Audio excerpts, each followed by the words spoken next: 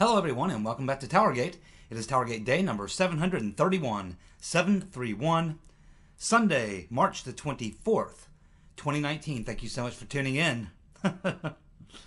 Okay, so kind of a crazy day of stories to talk about today. Obviously, you can imagine the day after the Mueller report comes out, and of course the reaction by the commies has been just quite entertaining to say the least.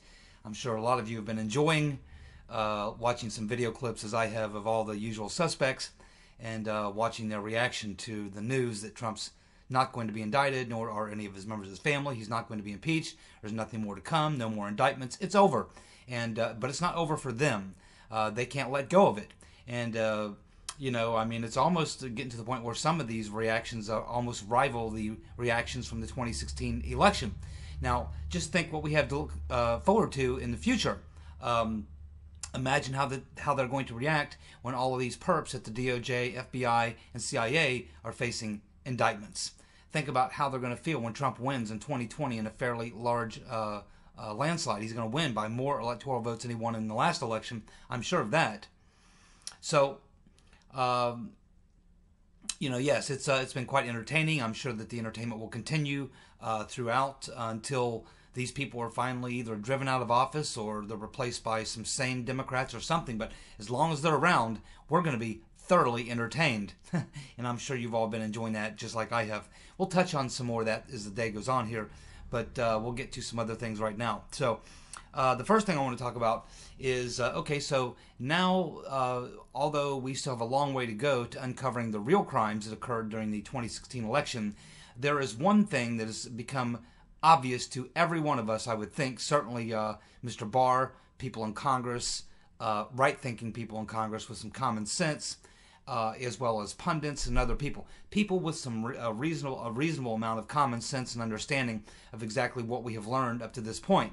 And we'll learn a lot more. But just from what we know at this point, I think it's fairly clear to just about anyone who's paying attention and has any ability to exercise any reason in their mind, it is that we have learned that the FISA court and the FISA process needs to be abolished, done away with completely.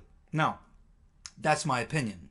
Now, I think that what you're going to get out of Congress and various other people, they don't want to get rid of FISA, obviously. So I think what you're going to hear a lot of calls for in the very near future is some sort of new rules and regulations for the FISA court and FISA warrants and things and such. So sort of there'll be a movement, a push in the Congress amongst right-thinking people for some sort of reform of the FISA laws. And that doesn't really satisfy me. I think the FISA court should be abolished completely. It's totally unconstitutional. You have a right to face your accuser. You have a right to plead your case. You have a right to face your accuser. You have a right to have a defense. But the FISA court doesn't give you any of these things. There have been multiple abuses of the FISA court, and we know that that's how the Woods procedure came about. It's because Uncle Bob the executioner, when he was FBI director, had abused the process many, many times. In fact, over 60 times, if I remember the number being correct. Or no, was it 120? I forget, but it was a lot. A lot of times. So it was Uncle Bob who was forced, after he got lectured by the FISA court judge about all the abuses when he was FBI director. And it continues into this day. We're always told that they're going to fix these things. We were told back in the 70s when the CIA was called in and had to testify and give up the family jewels and the whole 9 yards.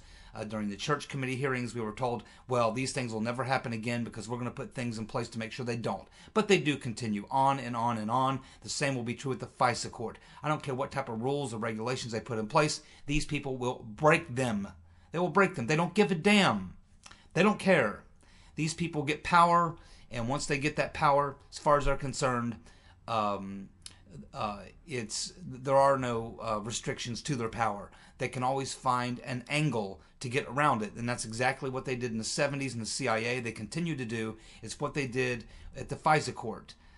They fabricated the evidence. They withheld exculpatory information and evidence from the court. And what happened? I mean, the FISA court knows that this happened. Judge Collier knows that this happened. And Supreme Court Justice Roberts knows that this happened. What have they done? As far as we know, nothing. Nothing. So that tells us that they don't even care about the accountability, even when they get caught. They don't care. So I think that at this point, being here just about 24 hours out from the release of the Mueller report and taking a clear look at what we've learned up to this point, and again, there's much more to learn, but just what we've learned up to this point about the FISA process, how it was abused, how the FISA court and the Supreme Court justice have both been completely out to lunch, reining any of this in or holding anyone accountable for what happened. I think that the one major thing that is absolutely going to come out of this is they're going to give us some sort of reform to the FISA court. And that's not good enough for me. I want the damn thing abolished. I think it's unconstitutional. But I think that at the very least, there's going to be people like Matt Gaetz and probably Lindsey Graham and others pushing for some major changes to the FISA process. But that doesn't go far enough for me. I think it should be abolished. But also what you have to do, is you have to deal out punishment to the people who allowed this to happen, who knew what they were doing when they lied to the FISA court, the FISA court people themselves, including the judge, who, after learning they'd been duped, did nothing. And I think Supreme Court Justice Roberts needs to be reprimanded for his lack of attention to the problem here.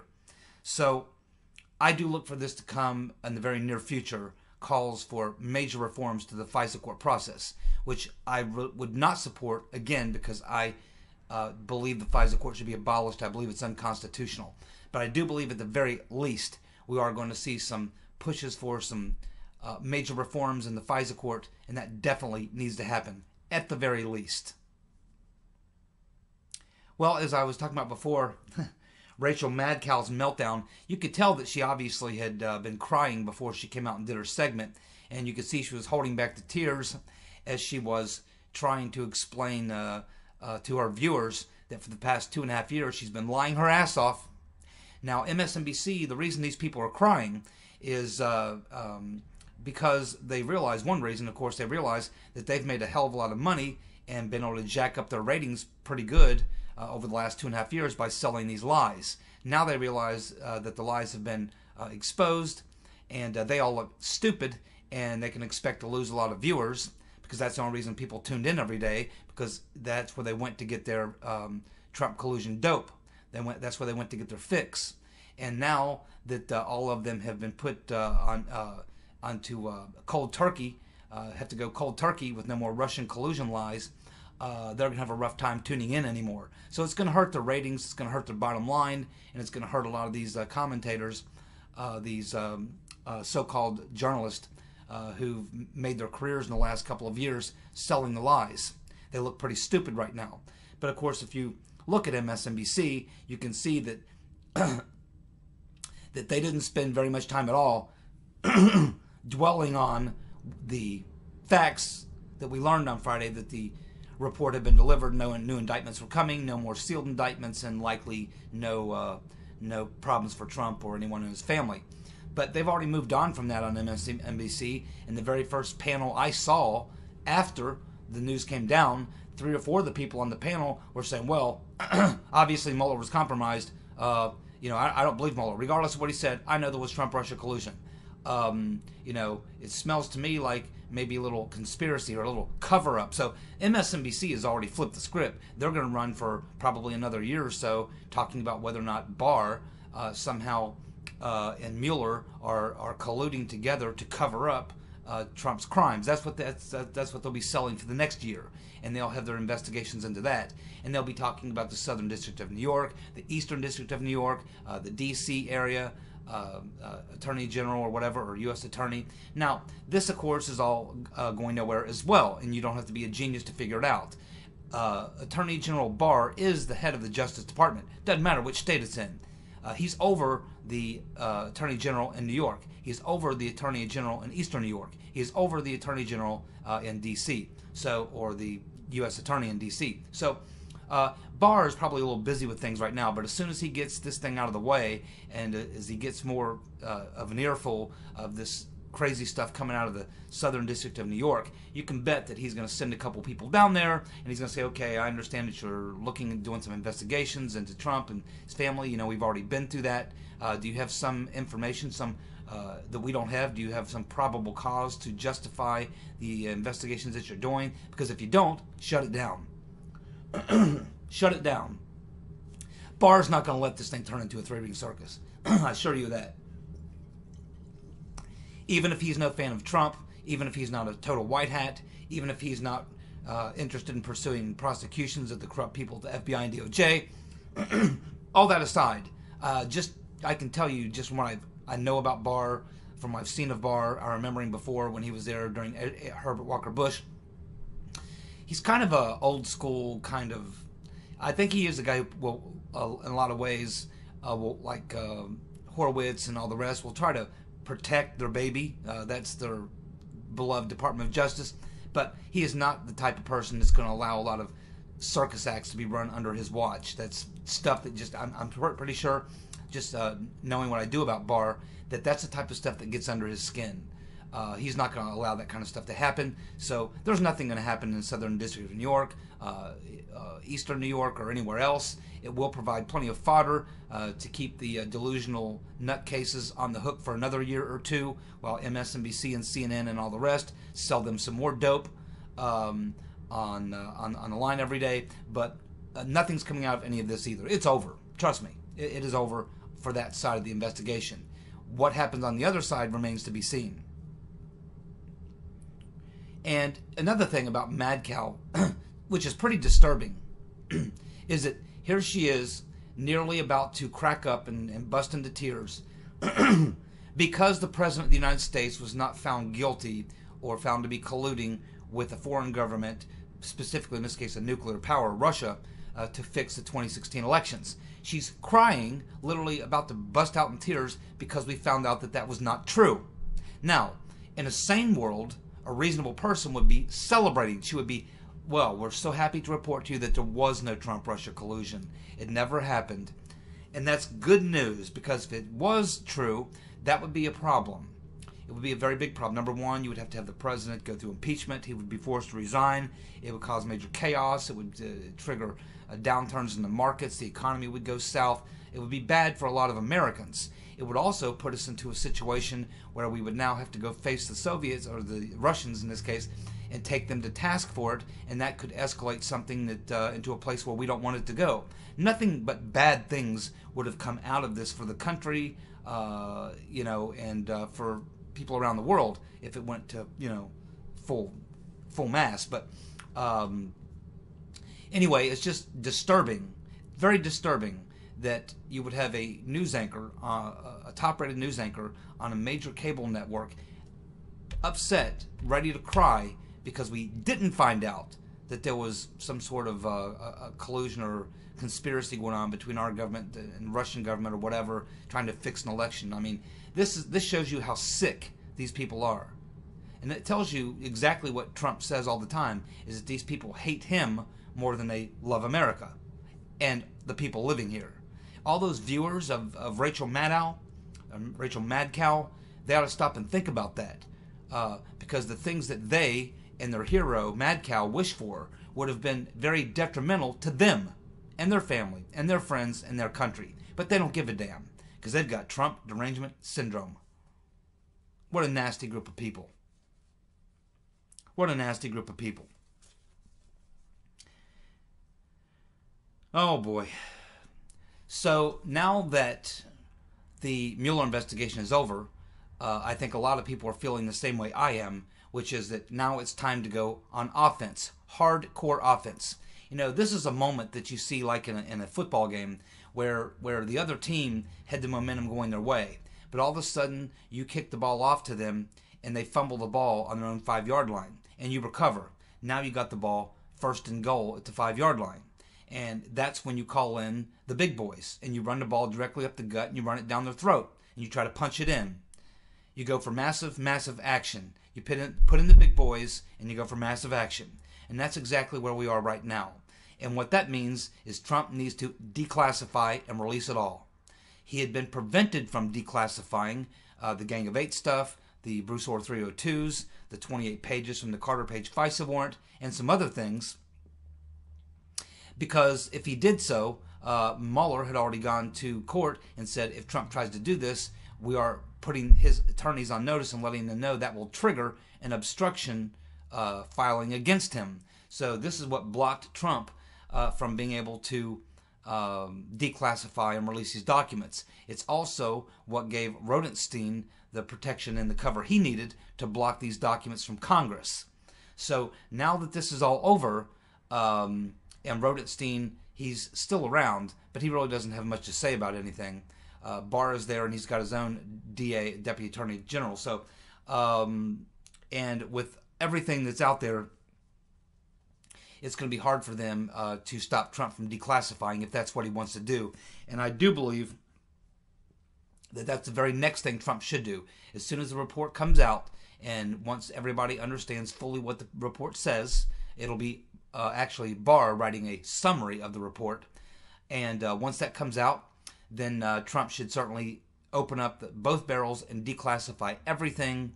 And he should force the appointment of a special counsel or force the DOJ to launch a serious investigation. Now, I'm hearing rumors from various people that there already is investigations going on and that it's being done by Huber and Horowitz. But up to this point, I've just not been impressed by either of them. And I would like to see the same type of a investigation that we had with Mueller, but from the other side. That's what I would like to see.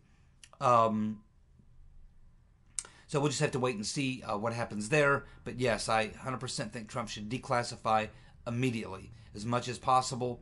And they should keep releasing transcripts of all these interviews. And they should go ahead and move forward with investigations, seat a grand jury, and get to the bottom of what exactly did happen in 2016 on the other side. That's where the real crimes were committed. That's where the real collusion occurred. Catherine Herridge is doing a report signaling that Huckleberry Horowitz, the Inspector General Huckleberry Horowitz, is looking into FBI officials regarding their leaking of classified memos. That would refer to Comey. Also, and of course, Lisa Page and Andrew McCabe as well, Baker as well, and there may be others, as well as receiving gifts from the media, lying to the FISA court, and political bias. So these are apparently the four things that Huckleberry Horowitz has been looking into, and I'm hearing, from various reports that they expect the Huckleberry Horowitz report to come anywhere in the next 1 to 3 months, and it's supposedly going to lay out criminal referrals for many high-level FBI and DOJ people regarding all of these things. Leaking classified memos, documents, receiving gifts, FBI people receiving gifts from the media, lying to the FISA court, and political bias. We will follow that and see where that leads us, but I'm not ready to wait around for Huckleberry Horowitz or Mr. Huber. I want to see massive action, and I want to see it now. We were talking the other day about, we've got a couple things on this Ukraine issue, which I'll be following now every single day. I'm going to be following the Ukraine investigation very, very carefully, because there's a lot there, and it very well could be one of the things that unleashes the whole thing. And especially because there's already been one conviction.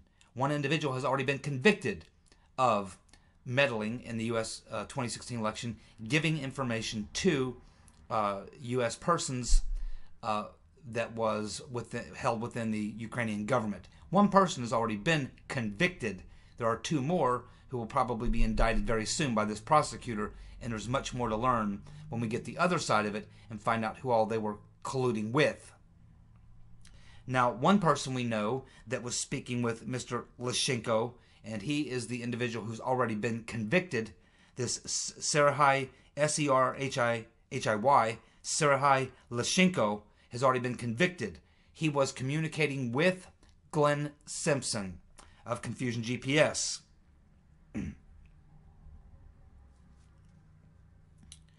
There's more on this. I'll get to it later in the thing here, but let's go ahead and move on to the next note.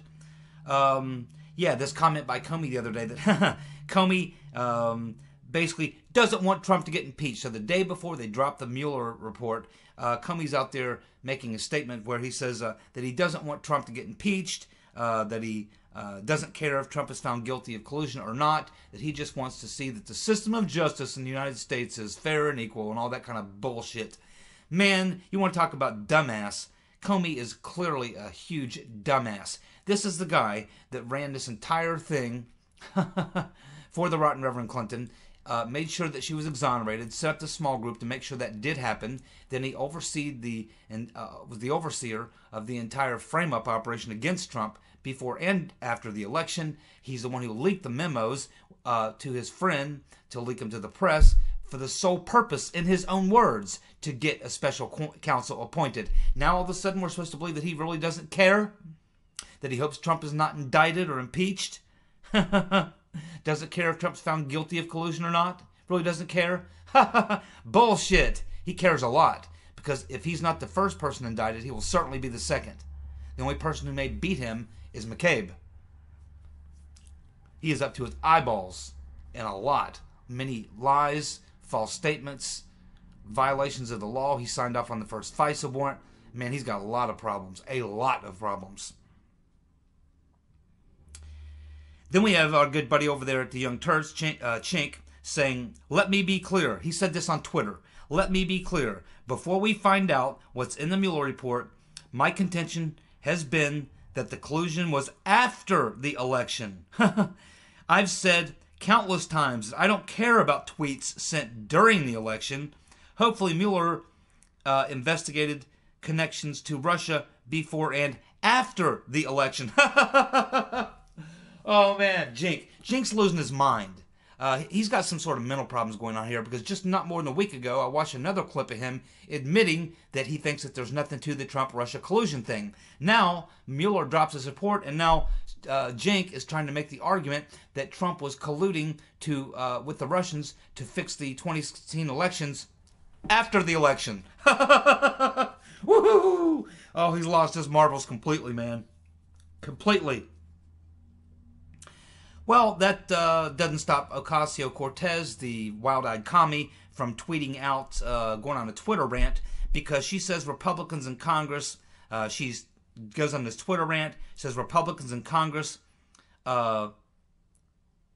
she's ranting because Republicans in Congress are calling for a vote on the Green New Deal. And she says it's a bluff vote to help Republicans campaign. Well, first of all, she's complaining because they're going to have a vote on a resolution that she put forth and that almost all the Democrats sign on to.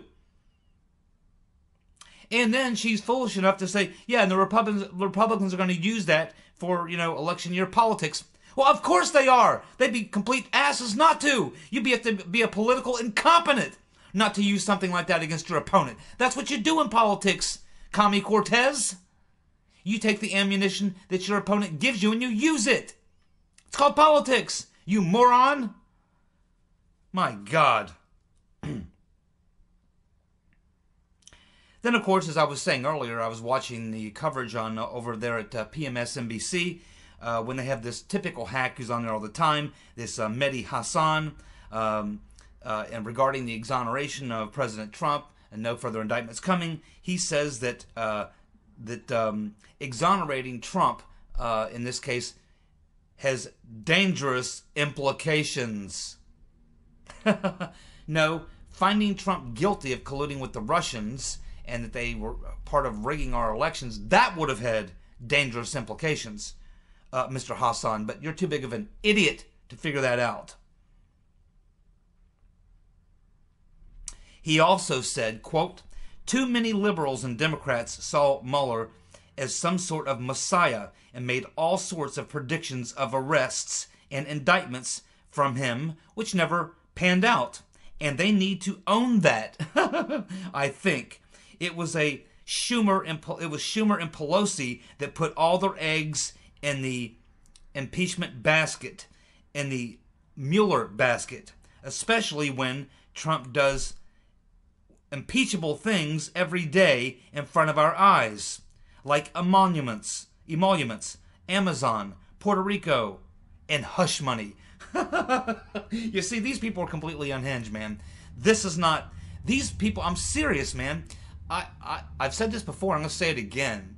I believe that before 2020, or maybe it'll happen after Trump wins in a huge landslide in 2020, I believe that a lot of these people are actually going to be in serious therapy, and that there's actually going to be an actual, known sort of condition, which they'll assign a name to, for all these people who have been affected by the extraordinary success of President Trump.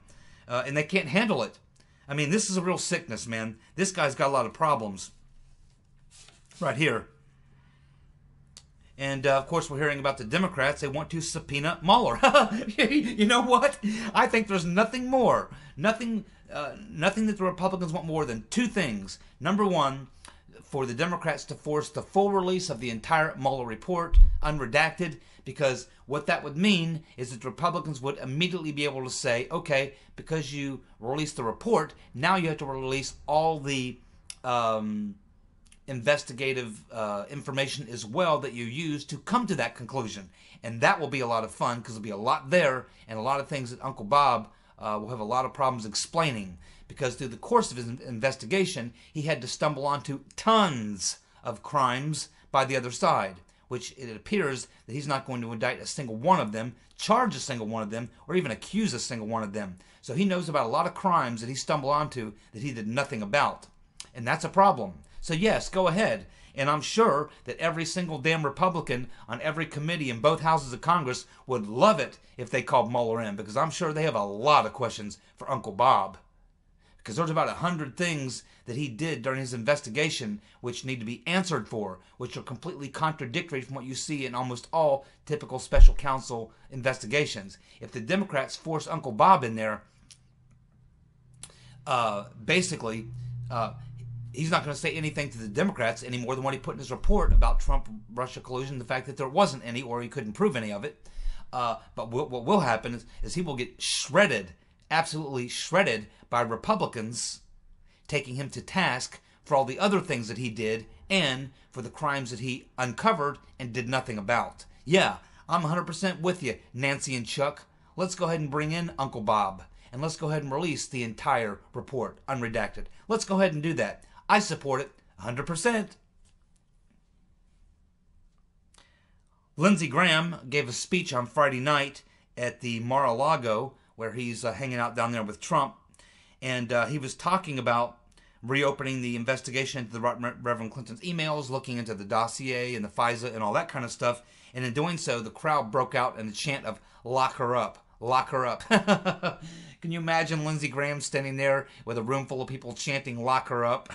Because I'm not so sure he's really into all that. But anyway, that's what happened to Lindsey on Friday night. And, of course, I made a note here of the Southern District of New York. You keep hearing this talk. This is what they're going to use on CNN and MSNBC to keep those suckers on the hook for another year or two. And they'll probably be successful at it.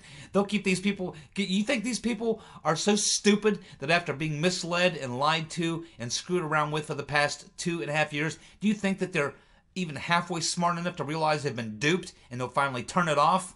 Oh, no. I would say 98% of them... 98% will continue to tune in as they look forward to the real investigation, the Southern District of New York. Oh, forget Mueller. Mueller was just the setup. Yeah, that's it. Yeah, that's the ticket. Yeah, that's the ticket. Mueller was just a setup. Yeah, he was setting up the Southern District of New York because there they can really get down to business. And these people will buy into it. I'm telling you, for another two until the 2020 election, maybe beyond. MSNBC and all their friends will be trying to hook these fools that watch them for another couple years on the dopium that it's actually the Southern District of New York. And then, of course, I expect my good friends, and no offense to those of you who follow Q, but I would certainly expect Q is not going to get off the train right now. I mean, they're making a lot of money. So Q's got to find some way to try to spin this into that territory as well. So I would fully expect Q to jump on the bandwagon here and probably jump on that and say, yeah, the Southern District of New York is what they're talking about. But actually, in the Southern District of New York, they're going to find that there's this prosecutor, and he's straight up, and he's been keeping up with the white hats and the FBI and the DOJ, the white hats in the deep state, and they've got a little surprise plan, and this is all going to blow up on them. So believe me, there's going to be plenty of more entertaining stuff coming out of all this stuff, whether it's Q, whether it's the Southern District of New York type stuff. This stuff's never going to go away. It's just going to continue and continue because there's a money issue here. People promoting these types of things are making bank. And why wouldn't you do it? I mean, it wouldn't work for me. I couldn't do that. Just to make money, I could not do bullshit videos talking about a bunch of crap, making up a bunch of crazy stuff just to get money, just to get clicks. I just could not do that. It's not me. But there are a lot of people who are just driven the motive driving them is money. I mean, they'd rather sit home and do that type of stuff than go do like hard work, which a lot of us do every day. A lot of people don't like to do hard work. If they can find a way around it, a niche around it, and if it's making videos or putting out information that's attracts thousands and thousands or hundreds of thousands of people because they want to believe things, or people want to believe something. If people want to believe something's true, you can sell them anything. You know what I mean? It's easy. It's just it's a condition of the human spirit. I mean, it doesn't take much for someone who's really, really wanting something. That's why con men can be so successful, because they target their victims. They see someone who wants something really, really bad, and they say, I know that person wants that really, really bad. So it'll be so easy to take them down and set them up in a con. And so there's millions of people who want so desperately, so bad to believe that Trump was colluding, or Trump's the white Hitler or the orange Hitler or whatever, that they're willing to believe anything, no matter how insane it is. Just as there are people who want to take down the deep state so bad that they're willing to believe anything, no matter how crazy it is.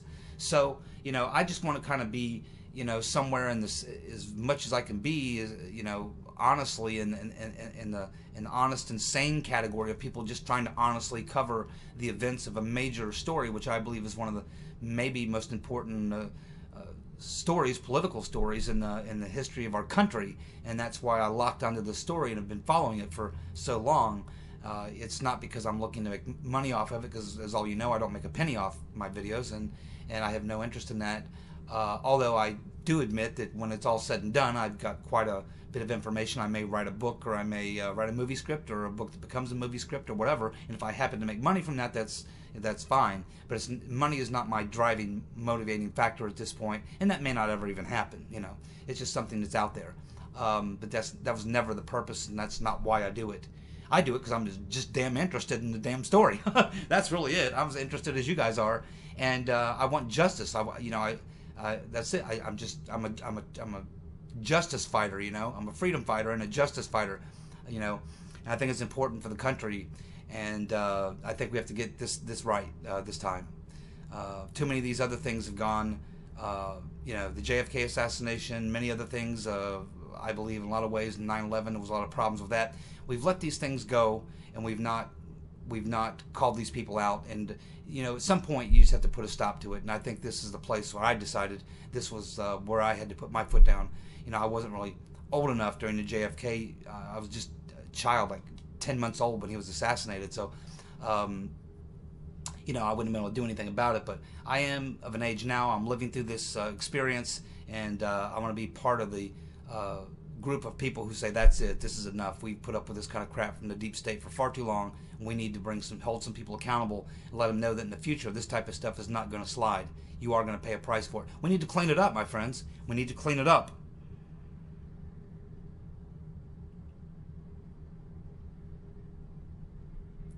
Which is worse? Joe Biden apologizing for being male, or the skateboarder Bobby O apologizing for being born? Let me say that again. Which is worse? Uncle Joe apologizing for being male, or the skateboarder apologizing for being born? So, Just about out of time here, but as far as all the videos that I've watched of meltdowns over the past 24 hours, I would highly recommend the following ones if you haven't seen these clips. Or short clips, most of them. Chris Matthews is fantastic. You definitely want to watch Chris Matthews. You definitely watch the Joy Reid. That was pretty funny. Of course, most of you have seen Mad Cow. Let's see, Mika Brzezinski. That was pretty funny. Very short, but pretty funny. And a couple others. Just a lot of really funny reactions. Alrighty, that's all we got time for today. I'll be back tomorrow with more TowerGate, and we'll be ready for the Dumbass of the Week voting tomorrow. So I'll see you then, and back tomorrow. Bye.